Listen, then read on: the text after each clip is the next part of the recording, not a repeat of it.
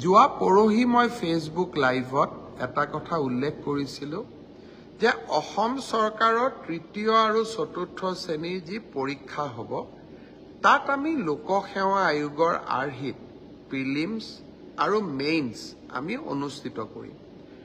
দুই এজন ব্যক্তিয়ে মোক জনাইছে যে পৰীক্ষাত নতুন নিয়ম এই বছৰ কৰিব নালাগে, কাৰণ আৰু যিহেতু 2 মাহ আছে, গতিকে আমি পুৰণা বা আগৰবাৰৰ দৰে পৰীক্ষা পতাটো উচিত হ'ব। আমাৰ চৰকাৰখনে সদায় ৰাইজৰ কথা শুনিবৰ বাবে চেষ্টা কৰে, কাৰণ আমি বিশ্বাস কৰোঁ লাও যেনেকৈ পাতৰ তলত থাকে, চৰকাৰো ৰাইজৰ তলত থাকে, ৰাইজৰ ঊৰ্ধ্বত নহয়। যিসকলে মোক এই পৰামৰ্শটো দিছিল, দুই এজনে অলপ গালিগালাজো কৰিছে আৰু কিছুমানে ভালকৈ পৰামৰ্শটো দিছে। গালিগালাজ কৰা